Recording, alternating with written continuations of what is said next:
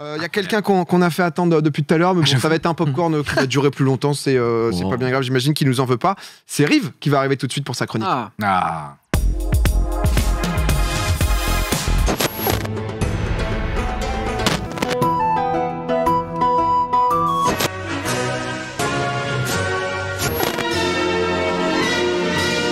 Mais qui va-t-il être ce soir? Oh là là, Pharaon, Napoléon. Mais Weckerbuff. Métamorphe. On ne le reconnaît plus.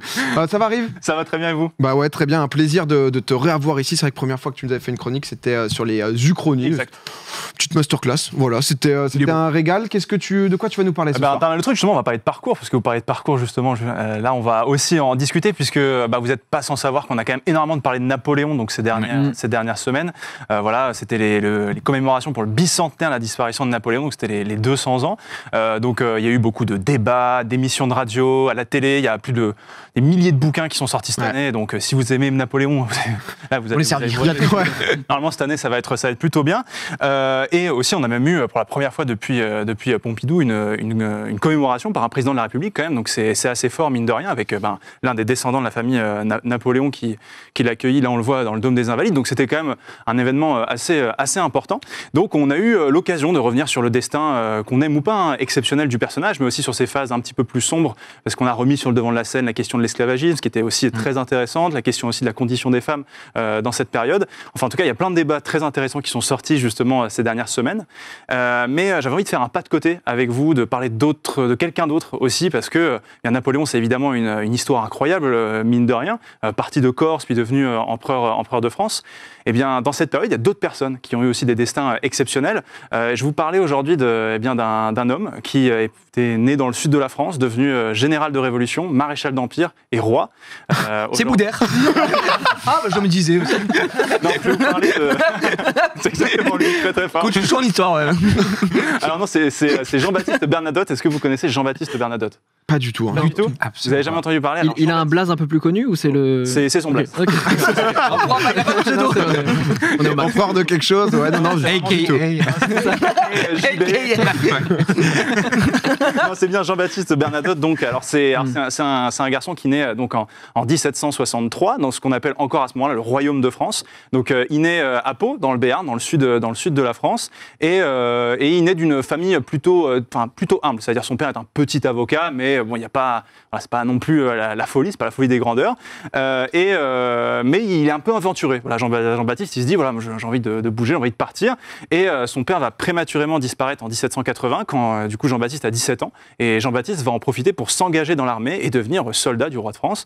Il va s'engager donc dans l'armée du roi et devenir donc soldat de la Royal Marine.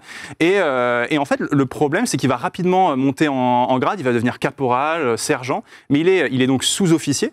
Mais en fait, il peut pas augmenter parce qu'il va se retrouver face à un plafond de verre, puisqu'à l'époque, en fait, pour être officier, vous savez, dans la société d'Ancien Régime, il faut être noble. Et lui, il n'est pas noble, en fait. Donc, il est en mode, Il pouvait se faire nobler. Ouais, mais c'était compliqué. Non, en fait, les passerelles étaient vraiment pas simples. Ça pouvait arriver, mais c'était quand même assez rare à l'époque. Donc, il attend. Mais évidemment, dans les années 1780, il y a un événement qu'on connaît tous qui va rebattre les cartes. C'est évidemment la Révolution française, puisque la Révolution française va évidemment changer cette société de l'Ancien Régime qui était finalement assez fixe et en fait va provoquer le départ de nombreux nobles dans les monarchies voisines qui vont se rallier pour essayer de reconquérir après le trône et ce genre de choses. Et en fait, toutes ces places laissées vacantes par des nobles qui étaient pour la plupart avant officiers va permettre à Bernadotte et à certains justement qui étaient sous-officiers de devenir officiers. Et donc, eh bien, le petit enfant du Béarn va devenir officier de la Révolution et va aller se battre d'ailleurs sur le front de l'Est de la France pour se défendre la nouvelle France contre les anciens, quoi. Voilà, exactement. Et donc, il va commencer par des premiers faits d'armes et il va même devenir général assez rapidement pour tout ce qu'il fait justement sur le front de l'Est de la France. Et il va devenir général d'une des armées les plus prestigieuses, qui est l'armée de Sambre-et-Meuse, qui est l'une des armées les plus connues aujourd'hui de la période révolutionnaire. Donc c'est l'un des généraux. Et donc il va commencer comme ça un parcours assez exceptionnel, tu vois, parce qu'aujourd'hui, même pour un soldat, partir du bas de l'échelle et devenir général, il a tout fait, quoi. Il faut bosser, quoi. Ouais, c'est ça. Donc vraiment, mais en fait, c'est un peu... tu vois, Napoléon, c'est un exemple, mais en fait, des exemples de success story comme ça, en fait, l'armée, c'est un... Il y en a beaucoup Oui, il y en a pas mal. Murat, c'est aussi un peu pareil. Ok. En fait, c'est des ascenseurs, ça devient un ascenseur social, l'armée, à ce moment-là, dû à la Révolution française. Bah oui, c'est la Révolution qui crée en fait ça, parce que sinon ils étaient bloqués quoi. Exactement. Et du coup, c'est par le génie stratégique, c'est-à-dire que par exemple, je sais pas, en bataille, il a Ouais, et eu puis c'est une un bonne très idée. C'est un très bon gestionnaire. Ok, aussi. d'accord. C'est aussi pour ça, c'est un très bon gestionnaire. Après, dans ses mémoires, il consigne quand même beaucoup de doutes sur sa manière de. Est-ce qu'il veut continuer? Il y a pas mal de fois où il veut abandonner, quoi, Ok. tu vois. Mais mine de rien, c'est quelqu'un qui est un bon gestionnaire, et c'est là qu'on le reconnaît comme un bon gérant d'hommes. Et ça, c'est un point important. Et donc, évidemment, il va faire son travail dans l'Est de la France, comme je disais, mais il va aussi rencontrer des personnages illustres, et évidemment, Napoléon. Alors, la rencontre avec Napoléon va être un épisode très marquant et important de sa vie, vous allez le voir, puisque Napoléon, vous le savez, il est en campagne en Italie, il est avec l'armée d'Italie, armée de pieds nickelés, vraiment de bras cassés, voilà. Et il fait ce qu'il peut. Et peut-être que vous vous souvenez, il y a l'épisode du pont d'Arcole, où il y a Napoléon qui traverse un pont avec un drapeau à la main. Donc, on est un peu dans la mémoire collective, on a l'impression que c'est une victoire pour le général de la Révolution, c'est faux, hyper à ce moment-là. C'est une défaite. Il se fait laver. Et donc, il attend des renforts pour pouvoir passer ce fameux pont d'Arcole et continuer la campagne d'Italie. Et qui va arriver avec ses hommes? Non. Bernadotte, qui va arriver JB. Ah, il est là, le JB. avec un détachement de 20 000 hommes et qui va venir filer un coup de main justement à Napoléon. Et c'est assez rigolo parce que, comme je vous le disais, l'armée d'Italie, c'est un peu des pieds nickelés, tu vois, alors que l'armée de Sambre-et-Meuse, prestigieuse, ils sont propres sur eux et tout. Et du coup, quand ils arrivent à Milan, genre tout le monde rigole, ils sont en mode, oh là là, les mecs, ils sont trop propres. Je sais pas où ils viennent, mais donc ça crée déjà un contraste. Et en fait, la relation entre Napoléon et Bernadotte, ça va rapidement devenir difficile entre les deux. C'est concurrentiel? C'est un peu concurrentiel. Tu vas comprendre pourquoi, pour plein de raisons. Alors déjà, donc, à ce moment-là, Napoléon, c'est son supérieur hiérarchique, comme il est vraiment, entre guillemets, chef d'état-major. C'est lui qui gère la campagne d'Italie. Bernadotte se met sous ses ordres. D'accord. Mais Bernadotte va commencer à mal s'entendre avec des subalternes de Napoléon qui sont là depuis plus longtemps. Et donc Napoléon est en mode, mais il veut quoi, cette tête brûlée qui m'embête tout le temps. Et donc va commencer à y avoir cette relation un peu conflictuelle entre les deux et un peu ambivalente parce qu'il respecte quand même beaucoup Bernadotte aussi pour son parcours.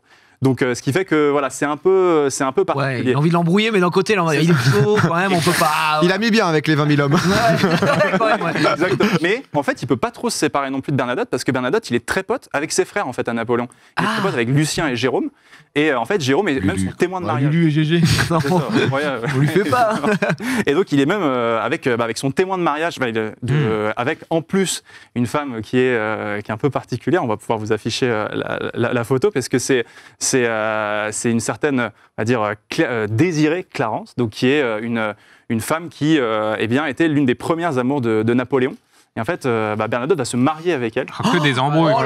Ça sent pas bon. C'est la dingue. Histoire de meuf encore là. Donc c'est un peu, tu sens que c'est un peu compliqué entre les deux déjà, et les historiens aiment un petit peu à dire que c'est vrai que les conflits pourraient aussi venir de là. Mais au fur et à mesure, après l'armée d'Italie, Bernadotte fait son chemin en même temps. C'est quand ça à peu près?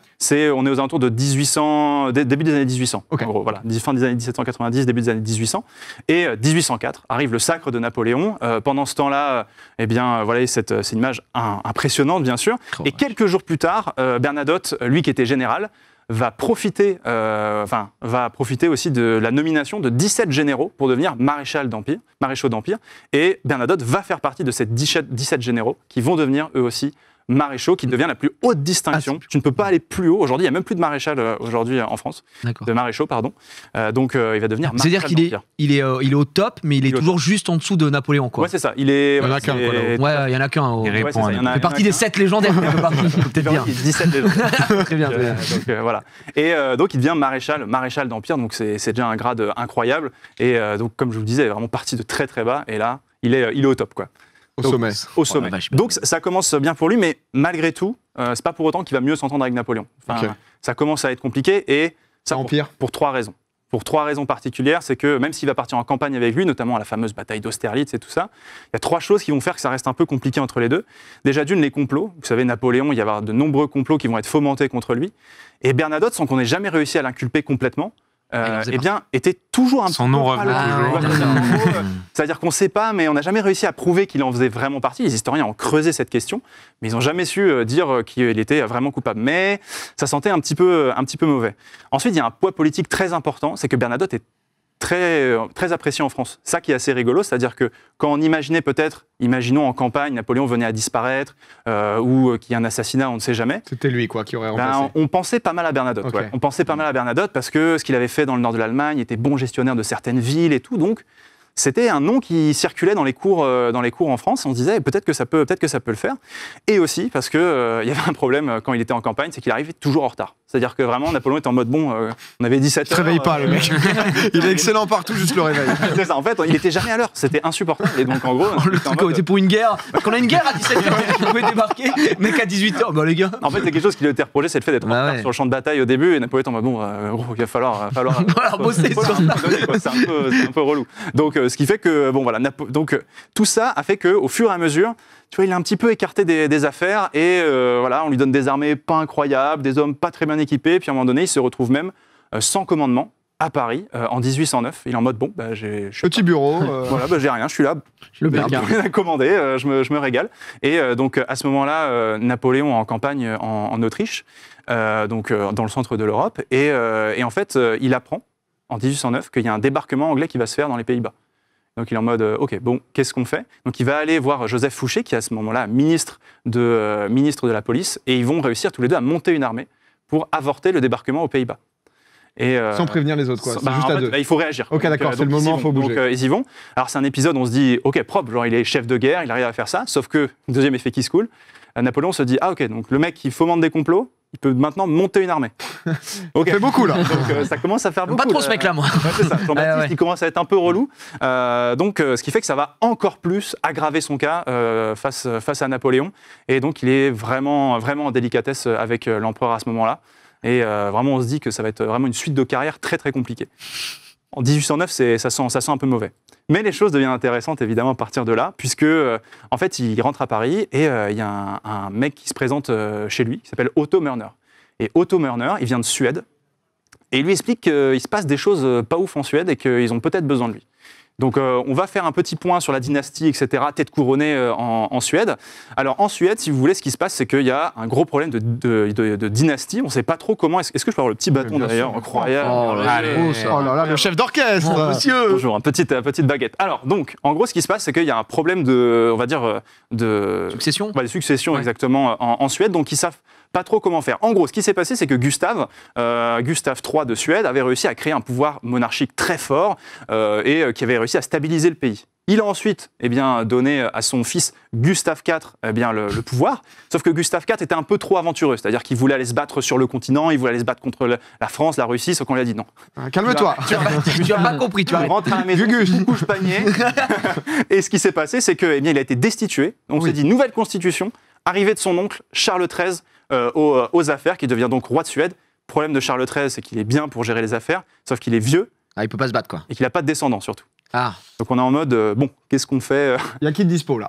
Qui est dispo. Donc, il pense en premier temps à un prince suédois. Donc on se dit, ok, on va faire confiance à lui. Donc un petit prince suédois qui s'appelle Charles Auguste, donc qui est prince danois, pardon. Et on se dit, vas-y, on va compter sur lui, pourquoi pas. Sauf que, problème, Charles Auguste meurt d'une crise d'apoplexie. Non. Oh là là. Véritable clou de clé pour la Suède. Rebut de troupe, il est en mode crise d'apoplexie. Il est mort. Prince danois. Après le coup franc de Luc, je comprends. Donc crise d'apoplexie, voilà. Mais en fait, on disait crise d'apoplexie à l'époque parce qu'on savait pas trop quoi les gens mouraient. Des fois. Oui. On dit crise d'apoplexie. C'est la mort subite, quoi. La mort subite. La mort subite, c'est exactement ça. Donc, qui pour le succéder? Donc on réfléchit, on se dit, donc il y a la France propose des gens, la Russie, l'Angleterre, mais on ne sait pas trop. Et en fait, il y a un groupe d'officiers suédois qui va proposer un nom inattendu à ce moment-là, et pas du tout, au départ, on n'attendait pas du tout ce nom-là. C'est Jean-Baptiste Bernadotte. Bernadotte, ton nom. Ouais. Incroyable. Alors, JB. on va proposer son nom, et ça va surprendre un peu tout le monde. Donc voilà, Jean-Baptiste Bernadotte qui va donc arriver aux affaires comme possible prince héritier. Alors, il y a deux raisons principales selon laquelle, pourquoi est-ce qu'on l'a choisi. C'est qu'on sait que c'est un très bon gestionnaire parce qu'en fait, il a été gestionnaire notamment dans des villes comme Hanovre ou Hambourg, où il a très bien géré la ville. On disait que lui qu'il était dur, mais qu'il était juste quand même dans sa manière de gérer les choses. Et un deuxième truc, c'est qu'on sait aussi qu'il est quand même en bisbille avec Napoléon. Et que Ah oui. S'il embrouille. S'il y a embrouille, il y a peut-être moyen que... Ouais. il se retourne. Donc on s'est dit pourquoi pas. Et donc on va pousser la candidature de Bernadotte et c'est ainsi que le petit Béarnais va devenir successeur C'est fou. Hein. du trône Mais ça de Suède. comptait pas la nationalité. Ouais. Parce que tu vois, c'est un truc qui me. Les Suédois, ils ont pas dit, choque, quoi. oh. Ils ont dit, oh merde, attends, tu C'est un bon gestionnaire, mais bon. Mais président, c'est un mec qui est pas du tout. À ce moment-là, en Pardon, j'envoie un 1810, en fait, Mais ouais. en 1810, Napoléon, il domine l'Europe en fait. Ouais. Donc, Ouais, ils se disent, d'accord, ok, ouais. En vrai, justement, cherchent une solution, on peut prendre quoi. un français. Mm. Et en fait, il n'y a pas de problème parce que si vous voulez, à l'époque, toutes les cours européennes parlent français. Donc tu peux très bien arriver à la cour, ne pas parler un mot de suédois. D'ailleurs, Jean-Baptiste Bernadotte ne parlera jamais un seul mot de suédois. Ah, d'accord. Et ok. en fait, ils parlaient tous français. Mais c'est donc pas il y avait mal, de ouais, souci. c'est cool. Mais après, il va être naturalisé quand même suédois une fois qu'il deviendra prince héritier. Et lui, il a fait des enfants qui ont repris derrière. Exactement. Oh, c'est Exactement. fou de la changer la ligne, quoi. Je te dirais, JB, Et donc, il Grosse est- sœur, hein. c'est Grosse game, hein. c'est incroyable. En vrai, il va devenir prince héritier, il va devenir roi de Suède même. Et en 1813, lorsque Napoléon va connaître, vous savez, cette défaite en Russie, il va y avoir la Bérésina, la retraite, il va y avoir une immense coalition européenne. À ce moment-là, Jean-Baptiste Bernadotte se dit C'est mon moment. It's time. My time. Il rejoint la coalition et il va donc battre avec les armées coalisées européennes Napoléon à Leipzig en 1813 à la bataille des nations. Et la légende veut même que ce soit lui qui, en attaquant par le nord, ait mis le coup fatal à Napoléon. C'est la légende. C'est le gros chèque. Mais en tout cas, on connaissait la rivalité entre les deux. Et en 1818, il devient roi de Suède et ça devient le boss. Alors, c'est un personnage assez incroyable. Il nous a un peu trahi quand même. Moi, j'ai mal. C'est Si, Petit Napo. Je pense qu'il y en a dans le chat qui doivent dire ça parce qu'en fait, beaucoup de gens disent aujourd'hui que c'était un des grands traîtres, celui qui a trahi Napoléon. Alors c'est assez intéressant parce que lorsqu'il était sous les ordres de Napoléon, il a toujours été Fidèle. Bon soldat, quoi. Mais en fait, quand il est devenu suédois, il Ouais. a été fidèle à sa patrie. Ah bah C'est-à-dire oui, qu'il il a changé. En fait, ce qu'il a donné à la Suède, c'est inestimable. C'est-à-dire que déjà, avec le traité c'est Roland de dans Viking, 1814, il a permis à la Suède de récupérer la Norvège. Donc, il a doublé la taille du territoire suédois en quelques années. Donc, en mode bien joué. Otto, il a fait un bon move d'aller voir JB à l'époque. C'est ça, hein. c'est C'était très vraiment niveau mercato, les Suédois, ils sont dangereux. Vous avez bossé, quoi. La liste des 26. Retrouvée pour la Suède. Et donc, et ensuite, c'est lui qui va. En fait, c'est le dernier roi de Suède à être parti en guerre. Parce que depuis, la Suède est un pays comme la Suisse, neutre. Ouais. Et c'est lui qui va forger la diplomatie, être à l'origine de la fameuse diplomatie suédoise, qui va beaucoup faire parler d'elle pendant la Seconde Guerre mondiale, mais aussi avec les fameux prix Nobel et ce genre de choses. Et ben, c'est la diplomatie suédoise. Donc ça part de lui, en fait, au final. Ça part de lui, D'accord. exactement. Et aujourd'hui, sur le trône de Suède, eh bien, ce sont les descendants de Jean-Baptiste Bernadotte qui sont encore C'est sur le toujours. Donc des voilà, Français. donc une descendance tu vois, qui a continué à la suite. Donc Bernadotte est à l'origine de la dynastie encore en place en Suède. C'est le boss, incroyable. J'avoue que j'applaudis. Moi, j'applaudis Ouais, c'est parce vrai. que là, vraiment, on a eu. C'était clair, concis, précis. On parle toujours de Napoléon, mais JB a une histoire tout aussi incroyable. Merci Rivenzi. Non, mais c'est vrai, merci énormément Rive parce que l'histoire, je trouve ça passionnant quand on nous la raconte Oui, bien. complètement. Mais en fait, et par pour le contre, je sais qu'il y a beaucoup de gens qui vont dire dans le chat « Ah, t'as oublié des trucs et tout machin ». En vrai, il a un parcours exceptionnel, plein d'histoires. C'est très complexe, c'est de la politique. Oui, c'est très de la long. guerre. Faudrait que. C'est très long. Enfin, genre vraiment, j'aurais pu faire 1 heure sur Jean-Baptiste T'as déjà fait un live histoire dessus ou tu comptes Ouais, faire en gros, quelque chose si de. vous voulez, mon frère a fait son mémoire sur le traité de Kiel, Ah. dont Jean-Baptiste Bernadotte est l'un des principaux belligérants. Et donc, il m'a aidé à préparer cette chronique. Et, T'as une bonne base. Une bonne base. Il a Donc, bossé. il a écrit son mémoire de master sur le sujet. Et donc, il est plutôt connaisseur. Et donc, c'est pour ça qu'on a pu bosser. Oh là là, C'est génial. merci beaucoup. C'est vrai que je le C'est- connaissais pas. Ah, Je c'était connais bien. beaucoup de gens Ouais. non plus. Donc, Mais je suis très content qu'on ait raconté nos parcours avant. Ouais. Vraiment, c'est compliqué. Il s'est passé moins de choses. c'est vrai. Jean-Baptiste, t'as peur de l'échec? Moi j'ai mis une roulette hier, il en a fait pareil. Je pense pas, monsieur. Ah ouais, là, honnêtement, les gens sont Trop ravis cool, et tant mieux, te félicitent, Rive. Ouais, C'était excellent. C'était juste passionnant. Et c'est bien vrai qu'à raconté. chaque fois, tu vas nous faire des petites chroniques historiques. Oh, C'est juste un régal. Voilà.